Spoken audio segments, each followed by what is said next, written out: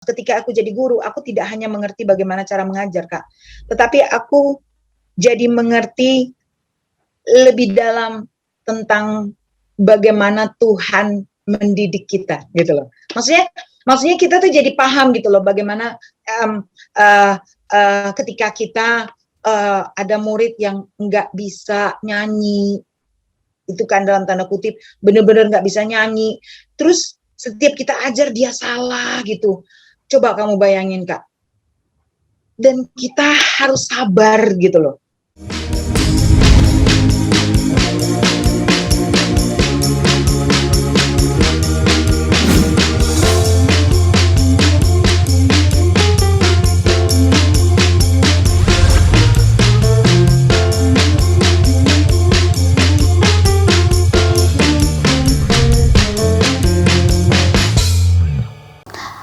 Oke, kalian semuanya, senang bisa ada lagi di sini di video terbaru kali ini.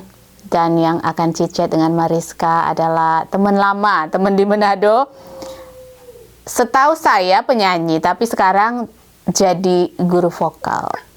Vokal handal di Jakarta. Jadi kalau kalian ada yang ingin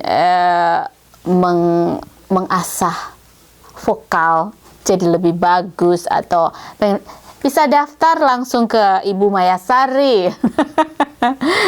Iya, sebelum saya lanjut cicet dengan Maya, teman saya yang guru vokal canggih ini,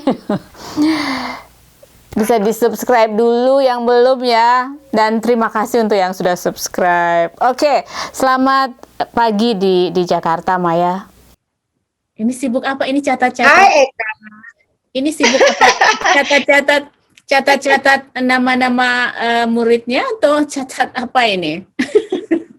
Sibuk catat-catat. Ini bawaan pokok kali ya. Enggak lah. Bawaan karena sudah menjadi guru gitu ya. Guru tuh selalu identik dengan namanya bolpen dan kertas gitu. Jadi nggak tahu ya, kebiasaan gitu Eka. Apa kabar Eka? Selamat. Yes. Apa di sana malam ya? Ya sekarang pagi. Malam ya malam di sini. Dan ini COVID-19 berpengaruhkah terhadap murid-murid Maya? Sebelumnya banyak, sekarang sedikit atau sama saja? Yang pasti pengaruh Eka. Di semua bidang itu pengaruh.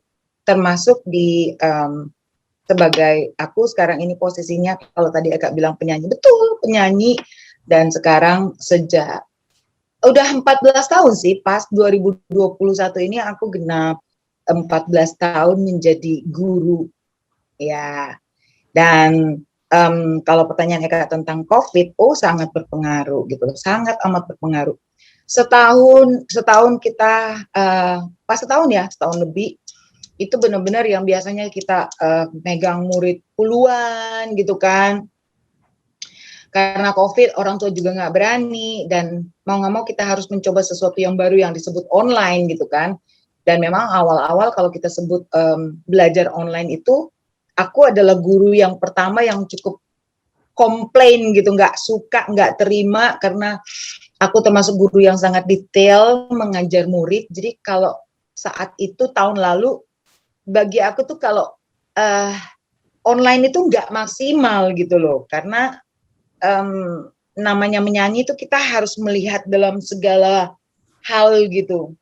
Tapi ya itulah, aku percaya Eka, aku percaya bahwa segala sesuatu yang diizinkan Tuhan itu pasti ada hikmah. Dan setelah COVID ini malah lucunya aku merasa sekarang belajar online tuh sangat maksimal, malah maksimal banget, karena terbukti 1 tahun saya ngajar murid-muridku, terbukti murid-murid yang 1 tahun ini yang dulunya range vokalnya nggak lebar, setelah online mereka malah jadi lebar semua. Itu yang aku dapat, hikmah positifnya yang aku dapat sekarang, ternyata tuh online tuh maksimal banget. Awalnya saya yang bilang nggak maksimal gitu loh, tapi setelah dijabanin selama setahun, akhirnya kita ketemu dan wow gitu, menurut aku luar biasa banget. Dan aku bisa melihat semua muridku, mungkin nggak banyak sih, tetapi aku sangat tahu progres mereka di dalam belajar online itu luar biasa banget Eka. Tadi Maya bilang range vokal lebih lebar Range ketika di rumah. Mungkin karena istirahat Iya. yang banyak di rumah, jadi banyak latihan, banyak waktu untuk latihan mungkin. Atau Oh, no, no, seperti no, no, apa no. pengaruhnya? No, pengaruhnya gini loh Kak. Mungkin kalau waktu kita di kelas ya, jadi waktu dulu kita onsite, ya kan, mereka datang di kelas aku, mereka masuk di kelas aku lumayan besar. Jadi kadang-kadang fokus mereka tuh jadi terbagi-bagi. Betul, betul mereka belajar vokal, tapi kadang-kadang kelas kita kadang-kadang ada orang lewat, ada teman datang. Jadi yang selama mereka belajar kalau masuk di kelas 40 menit itu aku rasa maksimal, cuman nggak semaksimal kalau kita online. Kalau online itu Kak, kita hanya berdua di handphone atau di Oh, jadi laptop kalau di dan kelas ada kita beberapa ya? No. Kalau di kelas, kalau di kita juga enggak satu-satu sih, private gitu loh. Jadi seorang satu. Cuman menurut aku kalau di kelas kadang-kadang kita bisa ke toilet dulu, kita bisa ngobrol sendiri, kadang kita bisa. Jadi maksudnya karena ruang lingkup yang sangat luas, itu membuat kita juga jadi kayak fokusnya enggak 100% gitu loh. Itu yang aku lihat ya, yang aku rasakan. Tapi kalau online gitu kan, selama 1 jam kita tuh berhadapan langsung, dan apalagi kan kalau di metode aku mengajarkan murid-murid tuh, aku pertama tuh hajarnya dari sini mindsetnya dulu gitu. Jadi pemahaman dia tentang bernyanyi itu dibongkar dulu. Terus kita kasih contoh perbedaan antara bunyi yang enak dan mana gitu loh. Itu yang aku. Nah itu kan kalau aku istilahkan metode aku tuh bernyanyi dengan knowledge gitu Kak. Jadi nggak cuman asal nyanyi. Kalau dulu mungkin aku ngajarin mereka cuman kayak copy paste doang gitu. Jadi aku nyanyi, mereka ikut. Tapi pengalaman yang seperti itu tuh Kak, kalau nggak ketemu gurunya atau ketika mereka cuti, itu mereka lupa lagi tekniknya. Karena mereka cuman copy paste. Jadi tidak dibenarin di sininya, mindsetnya gitu loh. Tentang bagaimana muscle coordination-nya, tentang bagaimana caranya kalau kita taruh di sini bunyinya seperti apa, hasilnya seperti apa, bahaya enggak gitu loh. Jadi hal-hal seperti itu yang memang menjadi metode aku di dalam mengajar. Itu sebabnya aku merasa online tuh sekarang sangat luar biasa, sangat membantu, dan aku ngelihat hasilnya karena ketika kita online, aku pengajarannya kayak gini Kak. Jadi ngajarin, ini bunyinya kayak gini, coba kamu dengar. Jadi kita serius. Itu sebabnya ketika kita belajar online selama setahun ini, murid-muridku yang tadinya mereka nyanyi lagunya, itu banyak sekali. Aku kan suka video ya. Aku tahu banget anak ini dulu nyanyinya lagu ini, nadanya mesti diturunin gitu loh, karena dia nggak mampu. Dia nyanyi bagus, tapi range-nya dia kurang gitu. Sorry. Semenjak dia online, karena kita jadi serius bicara tentang mindset yang dibenerin, gitu loh Kak. Akhirnya malah sekarang dia bisa bermain di area tinggi dan dia santai banget. Kenapa? Karena mindsetnya dibenerin.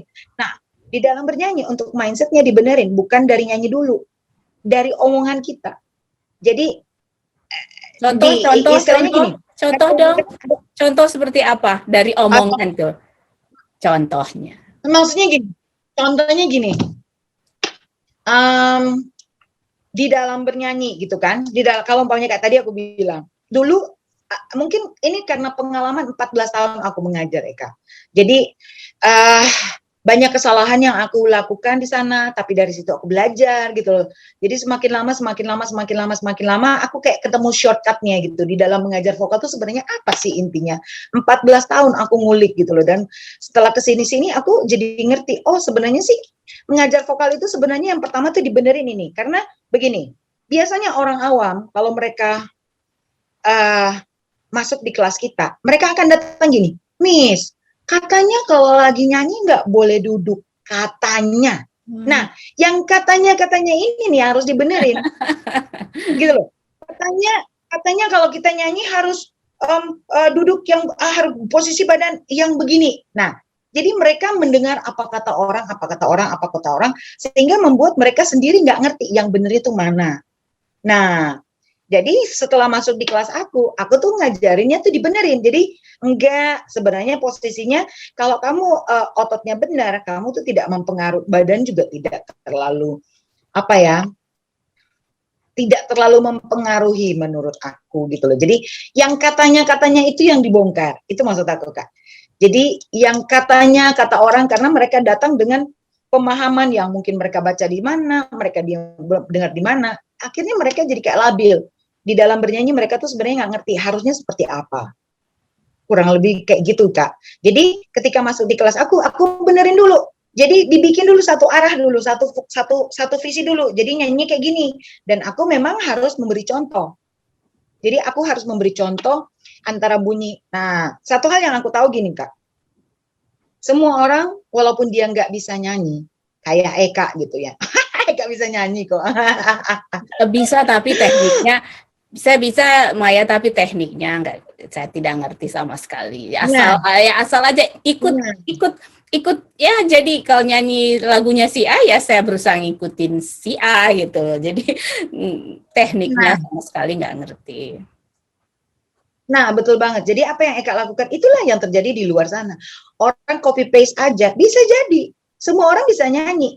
Dengerin aja penyanyi siapa yang dia suka, dia copy paste aja jadi kok. Hanya pertanyaannya benar apa enggak produksinya gitu loh. Apakah benar enggak ketika dia bernyanyi di not tinggi itu tempatnya benar enggak, atau malah membahayakan pita suaranya dia, atau malah membuat ketika dia habis nyanyi mukanya merah gitu karena ngeden gitu, sampai ngeden begitu, atau uratnya keluar semua. Kan gitu. Kalau aku selalu bilang sama murid aku bahwa orang nyanyi bagus belum tentu benar loh. Nah, seperti bagaimana tuh? Yang bagus. Contohnya bagus kayak gini. Contoh deh, mungkin ini case yang kita suka lihat suka ketemu. Mungkin satu waktu Eka pergi ke ada acara gitu ya, acara pernikahan atau yang ada pesta gitu ya. Terus ada orang kita suruh nyanyi nih. Nyanyi. Pada saat dia habis nyanyi, wah bagus dong, kita tepuk tangan, yeay bagus, keren, tambah dong. Tahu nggak dia jawab apa? Nggak, suara gue udah sakit. Kak pasti pernah ketemu orang seperti itu kan? Nggak, udah, padahal semua orang tepuk tangan loh. Ketika orang itu nyanyi, dia selesai nyanyi, orang tepuk tangan. Lagi dong, tambah dong. Dianya bilang begini, nggak, udah, suara gue udah sakit, udah capek, udah sakit, padahal bagus. So, itu yang aku maksud dengan ada yang salah berarti ya. Orang bernyanyi. Yes, jadi kayak tadi Eka bilang, aku bisa nyanyi, tapi aku nggak ngerti teknik. Nah, yang nggak ngerti teknik itu yang bahaya. Karena apa? Bisa jadi penyanyi si A dia ikut, penyanyi si A sih bisa di not tingginya dia bisa dapatkan. Eka, ketika Eka ikut, Eka juga mungkin bisa dapat. Tetapi permasalahannya adalah ketika not tingginya si penyanyi, dia ada di zona nyaman. Tapi pertanyaannya ketika Eka ikut, Eka ada di zona nyaman nggak? Kalau Eka nggak di zona nyaman, berarti Eka maksa. Berarti Eka maksa kan? Nah, yang maksa itu kan yang bahaya. Gitu. Jadi kurang lebih seperti itu.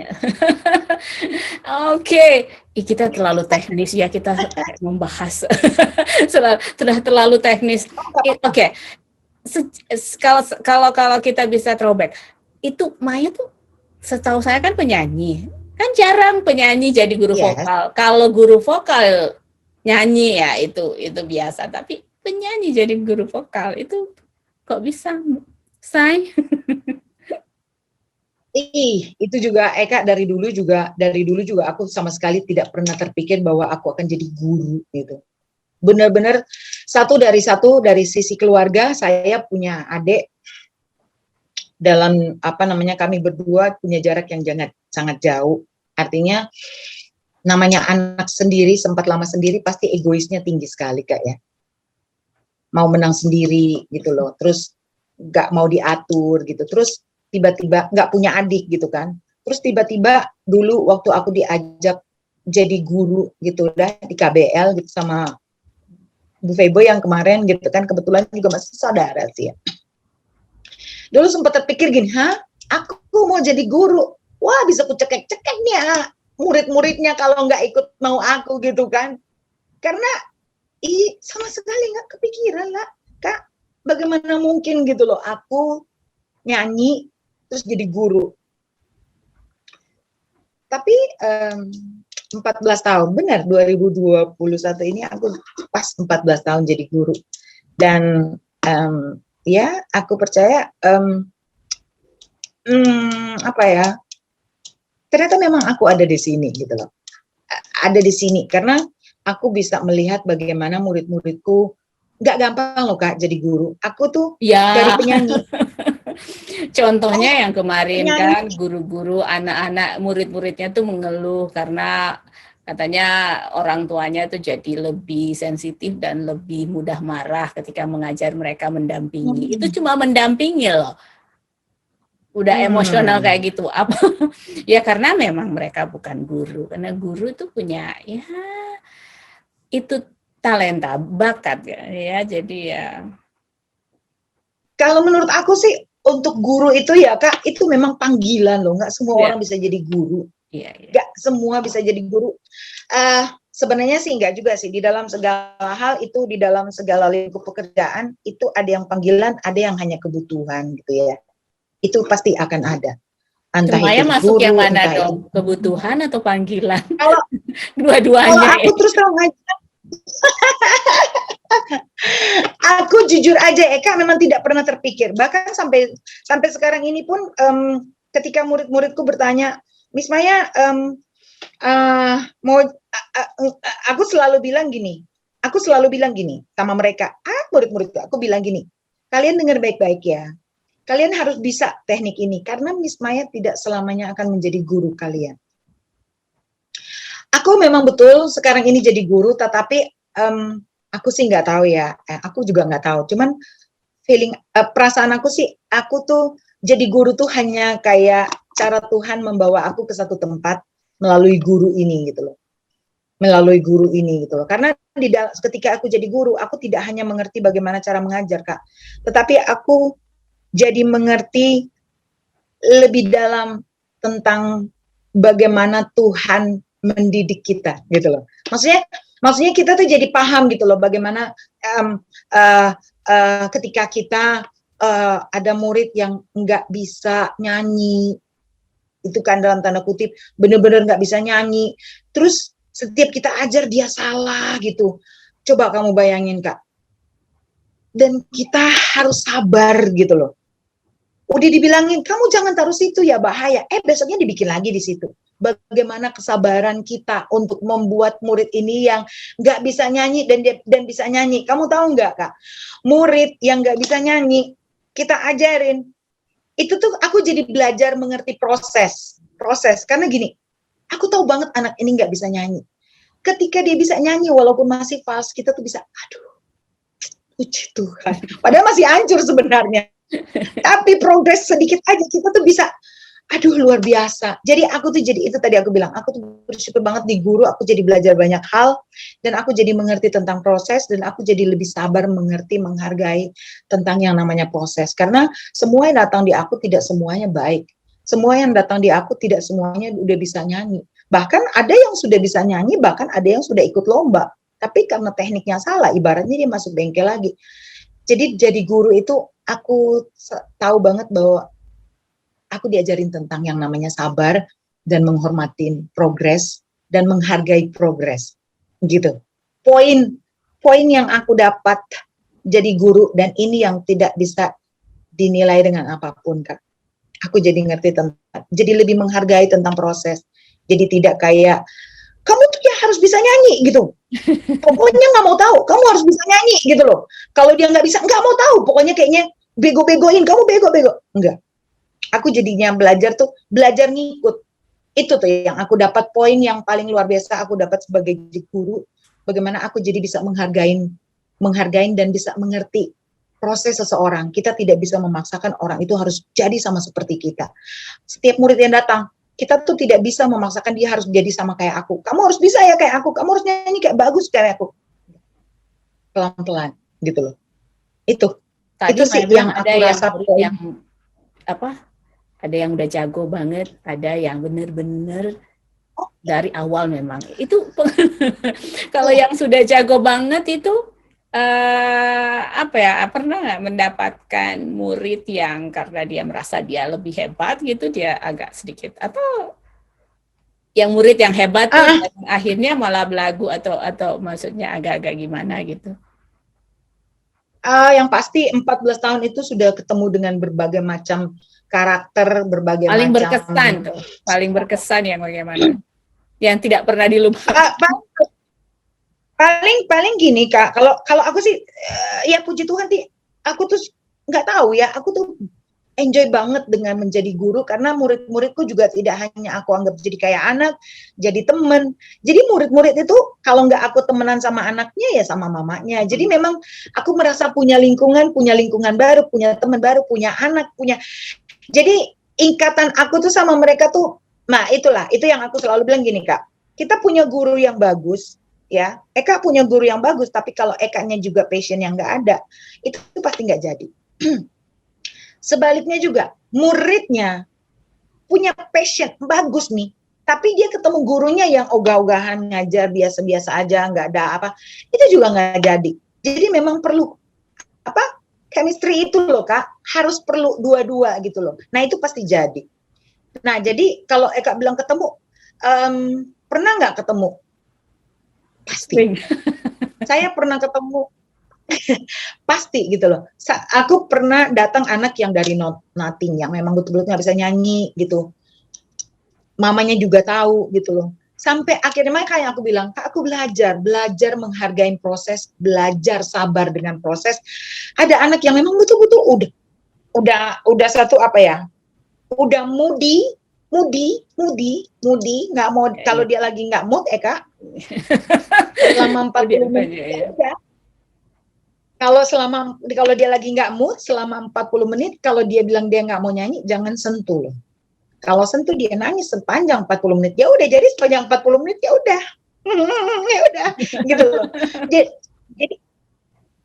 Jadi ketemu yang kayak gitu sampai akhirnya dia bisa nyanyi walaupun dia harus 5 tahun Kak. Kalau menurut aku untuk sekarang ini 5 tahun itu udah jadi sebenarnya ya. Tapi khusus yang muridku yang satu itu Kak, 5 tahun dia cuma nyanyi begini.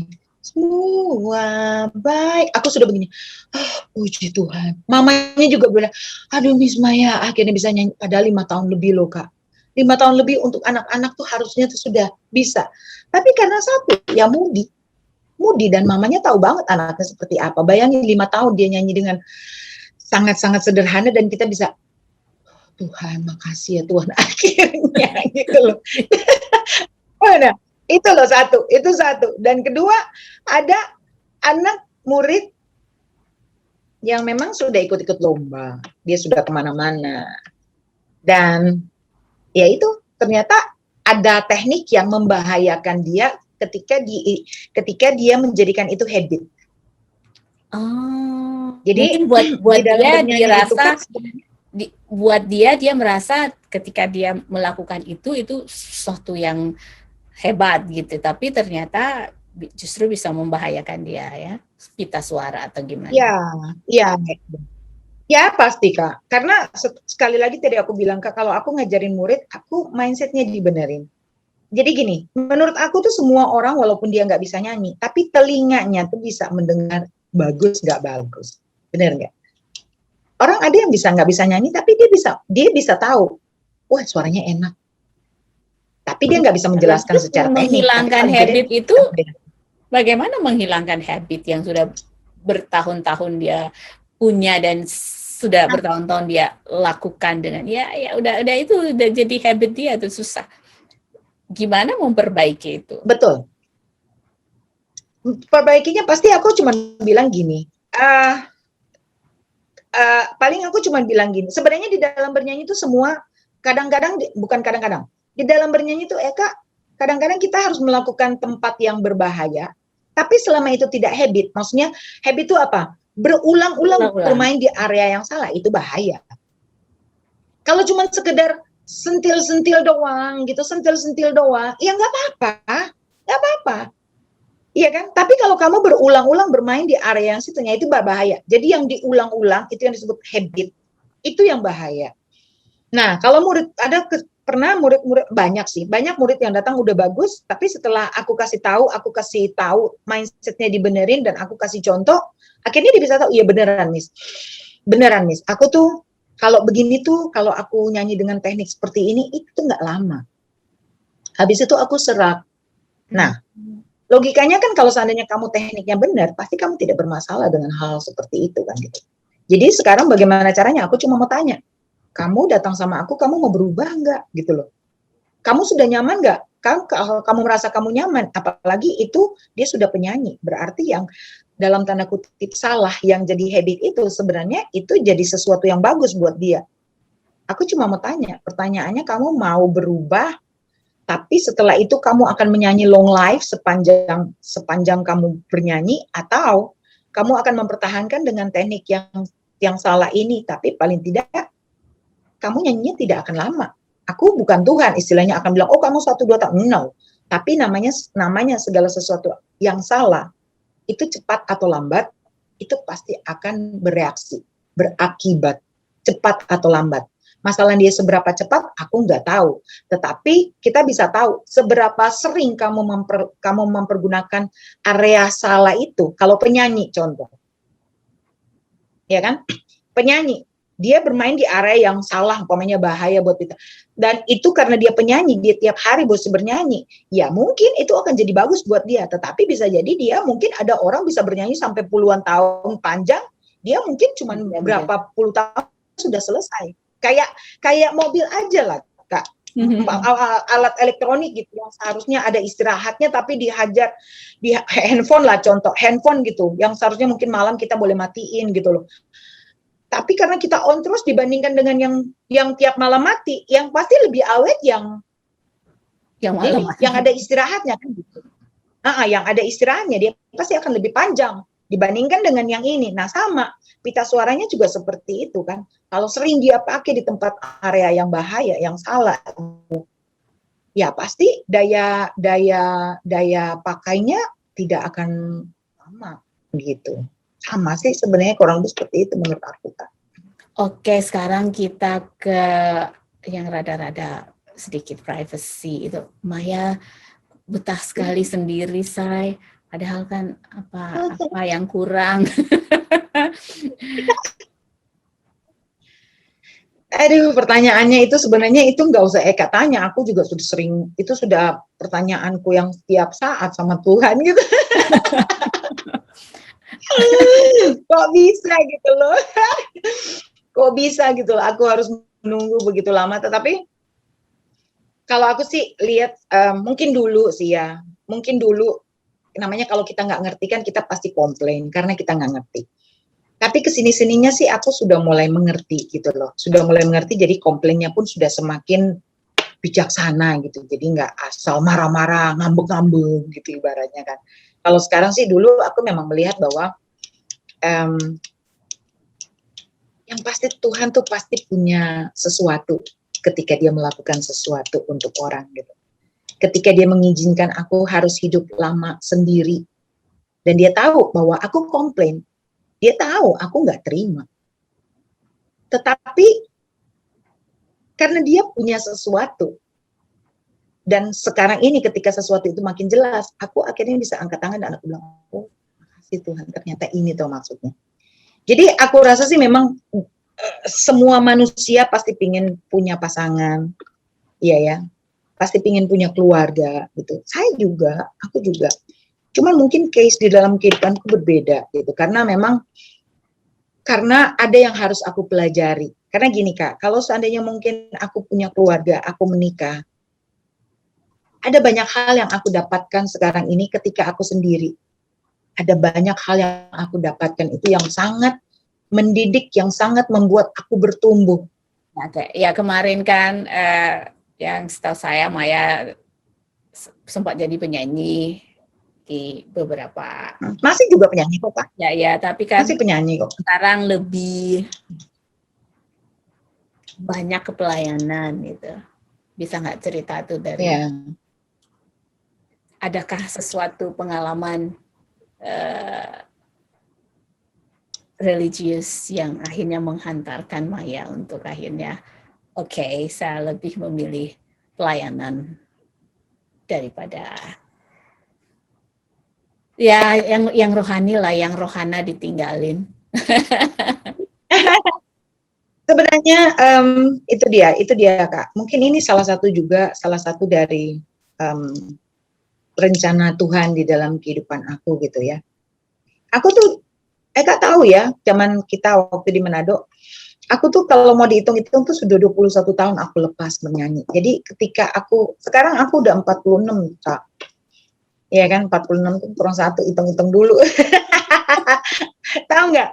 Aku itu umur 25, aku kan memang masih umur belasan tahun sudah penyanyi ya. 18-19 tahun aku udah keliling Indonesia gitu kemana-mana. Eka tahu lah mungkin waktu itu ya. Dan aku sudah punya banyak, ya karena masih muda, punya lah. Tetapi Eka tahu masih umur 25. Itu sebenarnya umur 25 itu adalah umur yang sangat-sangat bagus banget.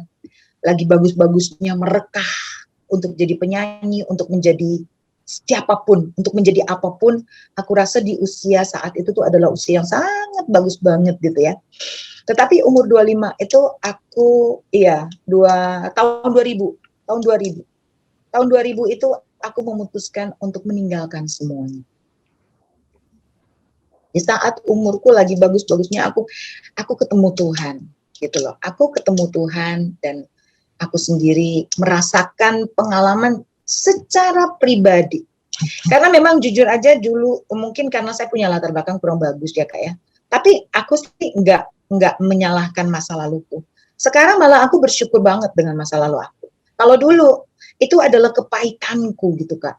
Aku kalau ingat masa lalu aku bisa marah, bisa emosi, bahkan bisa marah sama Tuhan gitu loh, bisa komplain, kok Tuhan kayak gini. Tetapi ya itu tadi aku bilang, semakin kita bertambah, semakin kesini, semakin mengenal Tuhan, semakin mengerti, malah sekarang aku bersyukur karena pengalaman masa lalu itu membuat aku ada di titik ini, aku bisa mengerti banyak hal yang aku rasa kalau kehidupanku baik-baik aja di masa lalu, aku tidak ada seperti ini. Gitu.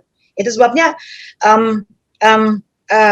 kalau bicara tentang pengalaman dulu, saya tuh dulu penyanyi, tapi saya tipe orang yang pemberontak karena bawaannya dari keluarga yang tidak bahagia gitu loh. Keluarga broken home gitu ya. Itu masa lalu aku dulu. Jadi mungkin tanpa sadar sih, kita nggak tahu karena waktu itu kan masih muda. Kita nggak tahu tentang kita bahagia atau nggak bahagia, kita nggak tahu Kak. Iya kan? Tetapi yang aku tahu, perkembanganku pada saat mulai dari belasan sampai umur 25 itu, jiwa keputusasaan itu juga ikut. Jadi barengan. Makanya dulu saya juga pernah sih ada di salah satu acara solusi gitu, pernah bersaksi cerita. Jadi boleh cerita nggak pengalaman ketika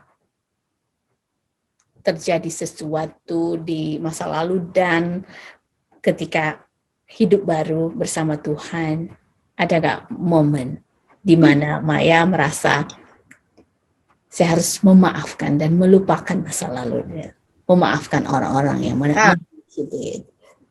Hari itu pertama kali tuh aku merasa Tuhan menyentuh aku secara pribadi, itu pertama kali. Dan aku bilang, oke, kalau memang itu Tuhan betul, kalau aku itu bawa aku pulang sekarang. Waktu itu aku di ujung pandang, aku udah nggak mau tinggal di Jakarta. Bawa aku di ujung pandang, dan benar Kak, aku diizinkan waktu itu aku harus bayar hotel dan aku nggak punya uang sama sekali. Terus aku udah telepon semua orang, termasuk keluarga aku, orang-orang pokoknya yang ngandalin manusia semua Kak. Dan ternyata mereka nggak bisa. Itu malam mungkin pertama kali aku baca Alkitab bener-bener yang di Mazmur Ayub. Itu tuh pengkhotbah itu tuh di betul-betul aku baca nangis. Itu bener-bener sampai aku bener-bener udah nggak kuat nangis lagi. Terus aku tidur, aku ngebayangin besok aku mau diusir. Terus aku pikir gini, itu udah semalaman loh Kak, setelah aku hubungin semua nggak bisa hubungin, udahlah, intinya gitu. Ya udah aku pikir sudahlah, besok mau diusir kan ya udah, kan malu Kak, penyanyi gitu, Maya gitu kan, ngebayangin diusir tuh seperti apa gitu. Jadi akhirnya sudahlah, aku beres-beres, tapi hati udah terima gitu, karena udah nangis, udah baca Alkitab itu berjam-jam sampai pagi, jam 4 pagi aku beres. Dan kamu tahu nggak? Di kamar itu, di hotel itu tuh aku udah tinggal tuh udah berbulan-bulan gitu ya.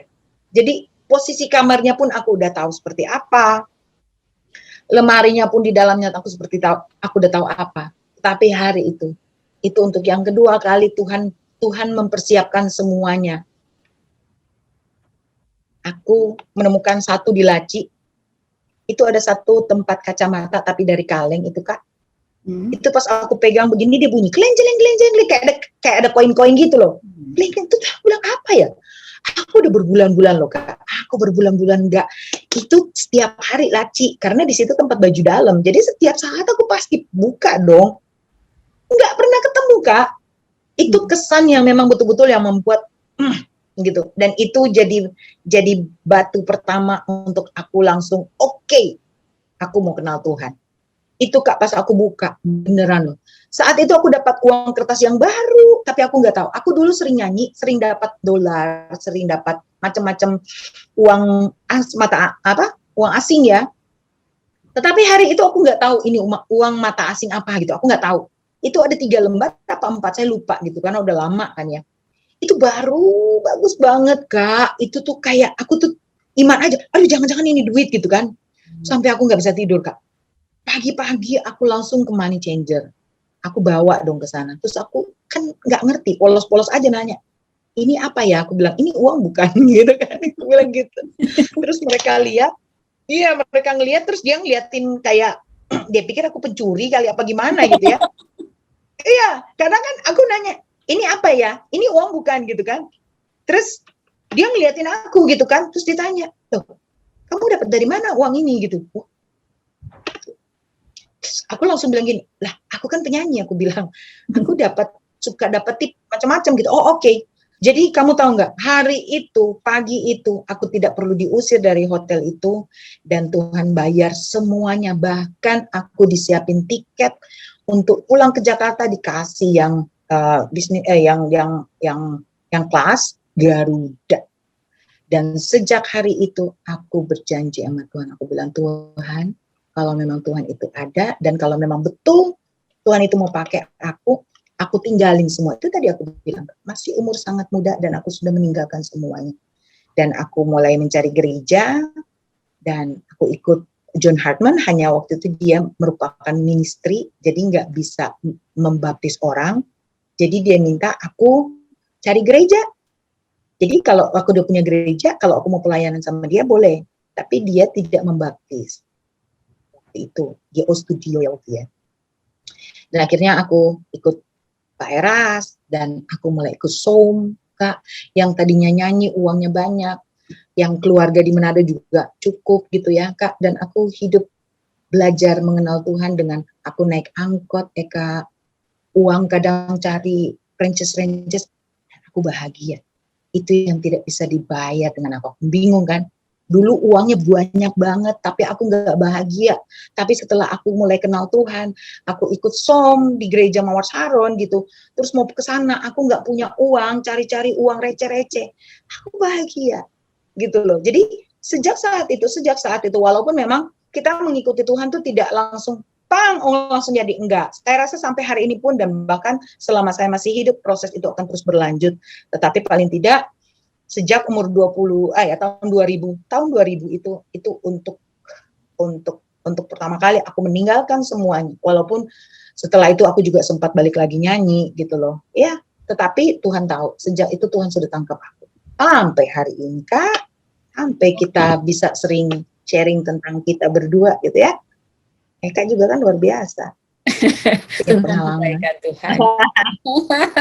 Ya. Maya, oke, kita ini kita nggak berasa Maya masih pengen, tapi kalau kita nanti nggak di stop, kita bisa 4 jam di sini.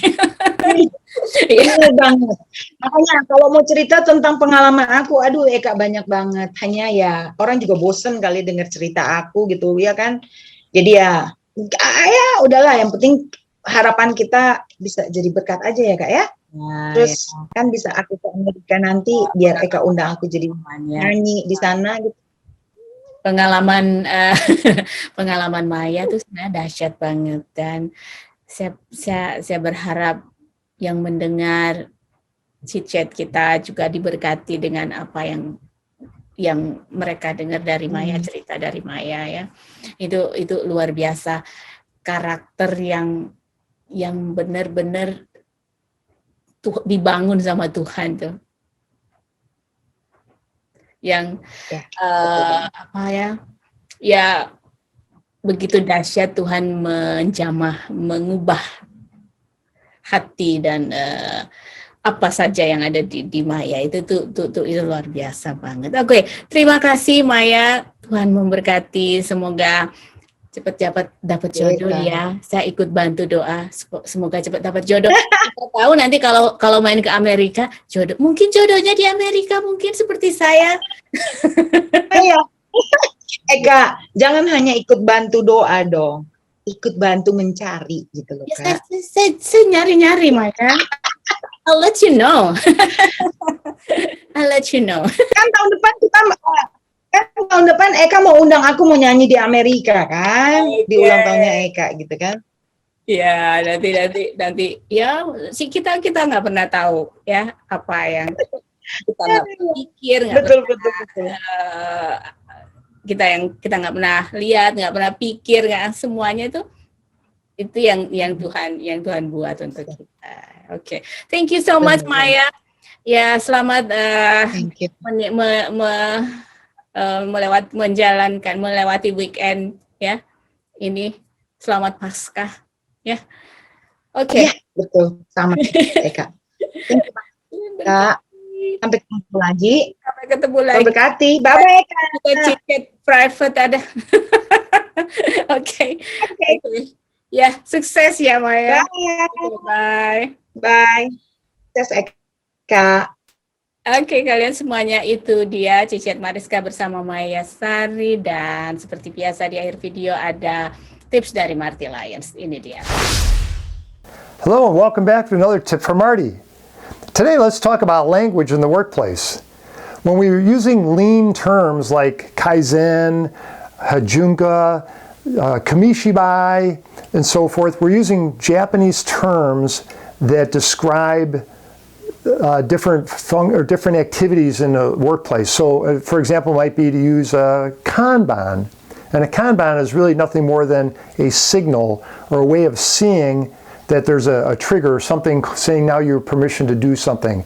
So for example, if you're on a loading dock and if a pallet of materials is delivered to that area and it's placed in a certain box, then maybe that's your signal that it's okay to take that pallet and use the forklift and put it on the truck. And then you wait for another pallet. So the item sitting in that box is literally the signal to perform some type of work. That's a really simple example. Reorder cards that companies have are Kanbans. It's like, hey, it's time to reorder. Okay, you reorder. So we could just say, use a term called a signal or whatever, use plain language. But a lot of people throw around these terms. And while the Japanese, to their credit, took this whole thing about lean to a really high art, and witnessed Toyota's success, they've really made this a very high level. So we've been learning from the Japanese on how this works. The challenge is that if I'm a lean practitioner and I use these terms all day long, well, it makes sense to me, but if I were to go to a group of people that aren't familiar with it and don't use these words every day, it might be a little bit of a gap. So even to say something as simple as, hey, we're going to have a Kaizen event, you say, oh, okay. You say, everybody knows what Kaizen means, don't they? And people say, sure, yeah, I do. And a lot of them don't. Whenever you ask people does that make sense? People always say, oh, sure. But if you had to go back and explain this to your teammates in there, what's your comfort level on that? And they'll say, I need a little bit more information. And that's a polite way of asking, say, do you really understand what we're talking about? So the point I try to make is, in the workplace, let's use plain language. If instead of having an andon light, which if everybody knows what an andon light is and they're comfortable with it, that's great. But andon is a Japanese word that means lantern, or it's a signal. Again, it's a light. So we could just say, hey, here's your light. Here's your trigger light. If the light's green, everything's fine. If the light's red, you have to run over and fix the machine. So if we use normal, everyday phrase that the shop understands and everybody understands, that's great. To the extent we can learn more about this and incorporate the Japanese words, that's totally fine. But I think for success, especially right out of the blocks when you're first starting to implement lean, would be just use plain language terms that everybody understands. And it's not just Japanese terms, it's any terms you use. Use common ordinary, smaller words. People will get it, and it'll probably make your job a lot easier. So there you go. There's your tip for the day for the Marty. From Marty, that's me. And we hope you're enjoying the show. We're having fun. If you haven't subscribed, please hit one of these buttons down here, and we hope to see you on the next show. Thank you very much, and you have a great day. Bye-bye.